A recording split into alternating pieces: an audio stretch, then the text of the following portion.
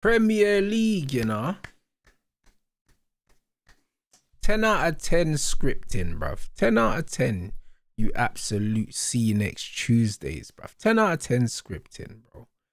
See, I told man about this VAR system, you know. When it came in, yeah, man was saying, pessimistic and all these other things. Bro, the thing is an absolute farce. Do you know what I'm saying? Bro, listen. Like, cool, we drew the game. Like, I'm cool. Like, I'm cool with drawing games. I'm cool with losing games, yeah? But there's ways to lose or draw games, bruv. There's ways to lose or draw games. What man saw today was the most blatant scripting, yeah, that you could ever see, bro. Do you know what I'm saying? And the beautiful thing and the most annoying thing about football, yeah, is it's a game of momentum. I say it so many times, yeah. It's a game of momentum. Man United are 1-0 up. Should have had a penalty to make it 2-0, yeah. 2-0, the game's done, you know. Ahmed gets fouled in the box, blatantly, by the way. My man pulled his shirt and then grabbed his arm. Somehow that's not a foul. And then Bournemouth break from that same passage of play and go down the other end and score. Do you know what I'm saying? My head's so hot, like I haven't even dissected, yeah, the passage of play that got the ball from the edge of their box to our box. But I'm not going to, because it's irrelevant. That is a blatant foul.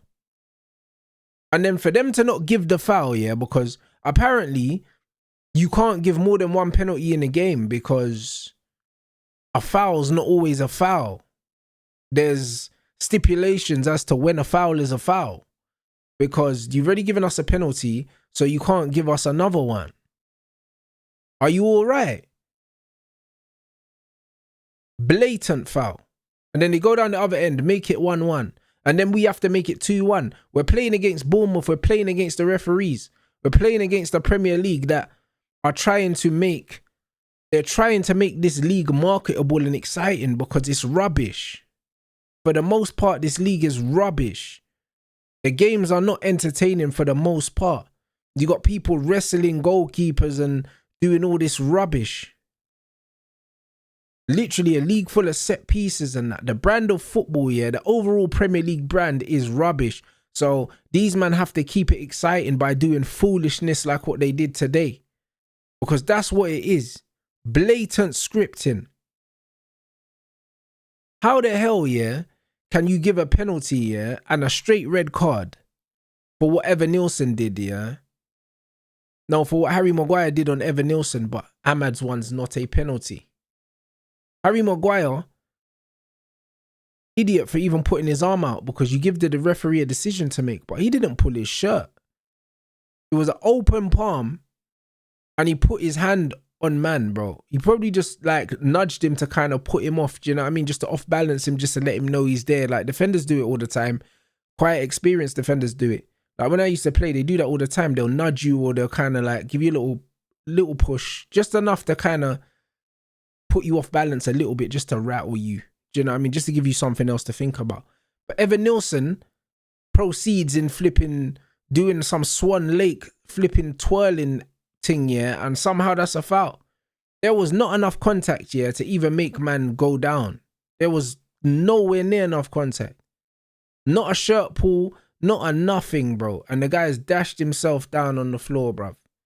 But Ahmad's weren't a foul. And the thing is, yeah, the thing is about this situation, if Ahmad's foul, yeah, doesn't happen in the game and the penalty gets given against Harry Maguire, I'm looking at it, yeah, and even though it's a soft penalty, I'm nowhere near as angry, because I'm looking at it saying, you know what, Harry Maguire, you've given the referee a decision to make. But when this referee is looking, the guy was right in front of the Ahmad penalty and said no, touching distance away from it, and then in the same breath he's giving the Maguire thing, it's scripted, bro. This is what it is, bro. Like, I don't care who you support. I don't care who you wanted to win. You can't see both of those penalties. Either they're both penalties or none of them are penalties. Because the Evan Nielsen one is the softest one of the 3 penalties that should have been given today or not given. It's the softest one. all the pressure that Bournemouth had us under, they still couldn't really create no high quality chances, bro. Even against 10 men, they didn't really create nothing. Their best chance when they hit the crossbar was an absolute chicken zinger worldie, bro. That's what it was. That was their best opportunity. If they didn't get that penalty, they were not scoring another goal. They just were not. And this ultimately, yeah, is what the game is going to be remembered for. It's going to be remembered for them bogus penalty decision that wasn't and the one that was, and the constant inconsistencies from the officials in this league. They're doing it on purpose, guys. How can it be so bad so often unintentionally? People need to wake up now. The thing is, even when it happens against other teams, when I'm watching games, I call it out. It's not like I just call it out when it's my club, because I can't even really remember too many times this season where we haven't got a decision or we have got a decision and I'm looking at the referee. To my recollection, this is probably the first time, because most of the time we are losing under Ruben Amorim, we deserve to lose. We actually deserve to lose. But today, the referee decided the scoreline today. Definitely. When it's all said and done, if they don't get a penalty, they're losing that. And if they don't get that penalty, we finish the game with 10 men, with 11 men as well, and we probably score another one. We probably end up winning 3-1 or 4-1. I'm livid. Absolutely livid. The controllables today, for the most part, we didn't control them. We had chances, bro. The goalkeeper made a couple good saves. You know what I'm saying? The Ahmad chance, the first right-footed shot, it's a good strike from Ahmad. I can't really blame him. It's a weaker foot. That looks like it's going top bins. Great save from the keeper. People, we're going back and forth with this in the live stream. Bruno Fernandes' chance that he misses, yeah, is an easy chance. Anyone that's played football at any level, yeah, from Sunday League and above, yeah, should be scoring that. The ball's hung up in the air from Diogo Dalot for long enough that Bruno's got enough time to adjust his body shape, set his feet. He's completely unmarked. He's in the 6-yard box. And he side-footed the ball into the floor from 5 yards out, bro. That is, I can't explain in words how poor that is.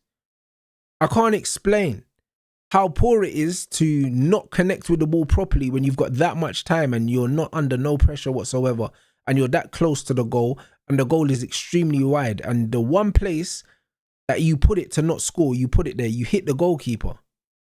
You hit the keeper. Like, it looks like a great save, yeah? But you've hit it straight at the goalkeeper. If you hit it anywhere else, you score. I can't remember what the scoreline was when that chance happened. I can't remember. But I damn sure know it would have put us further ahead. Regardless of what the score was.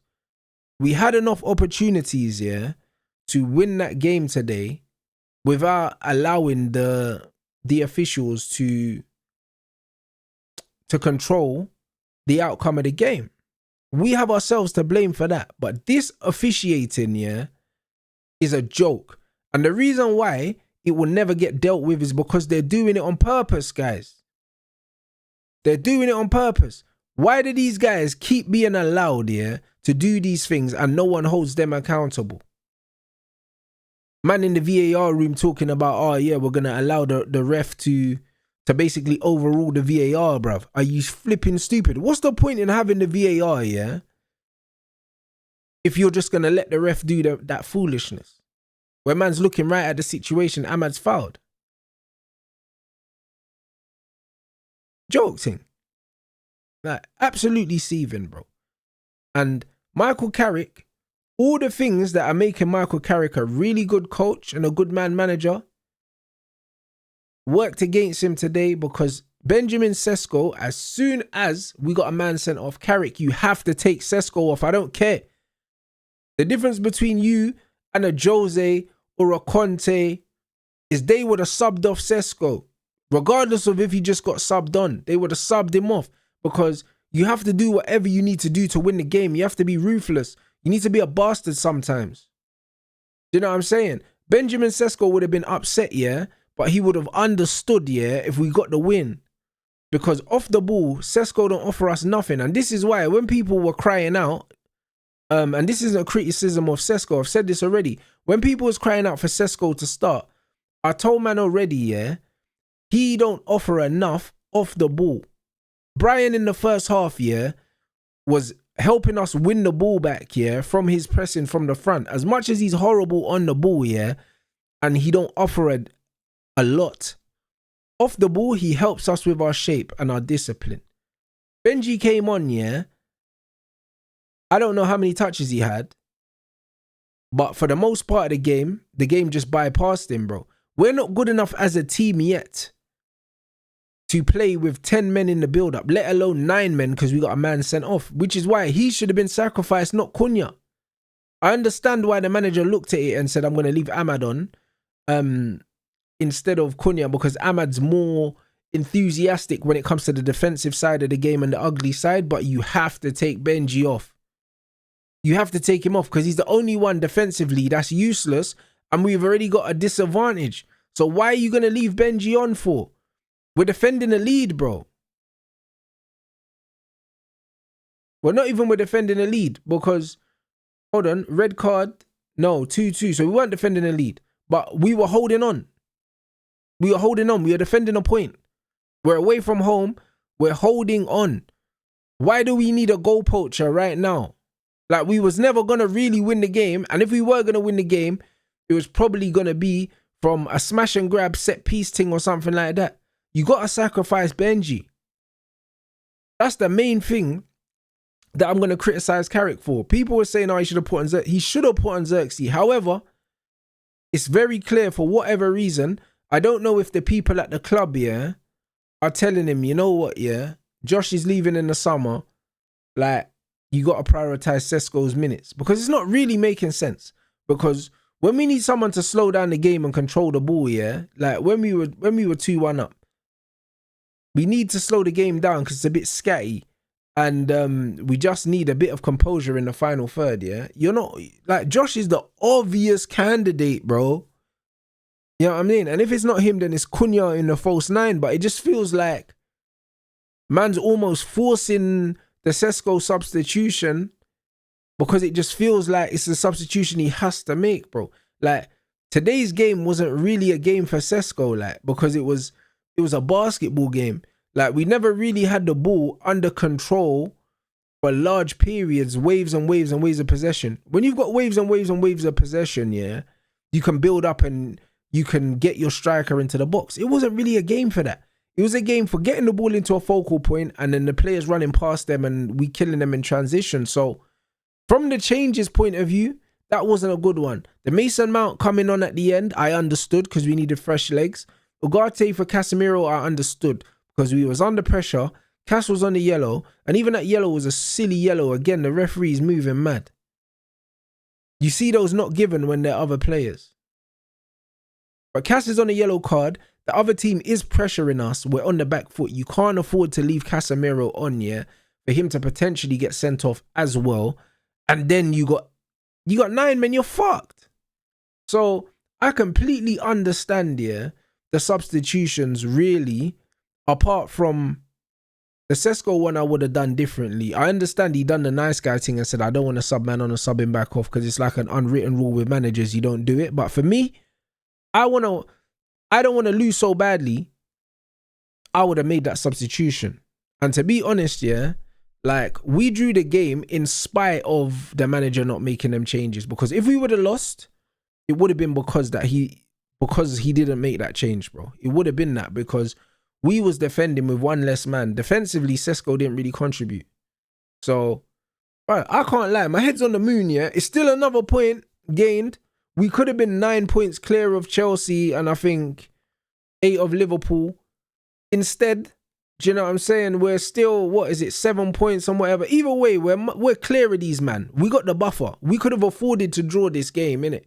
But because of how we started and how well we actually played, yeah, in the first half, it's a game that we deserve to win up until that point. So I'm disappointed, and I think that's where the anger comes from, bro. Like, there was loads of decent performances today, but ultimately, it don't mean anything anymore.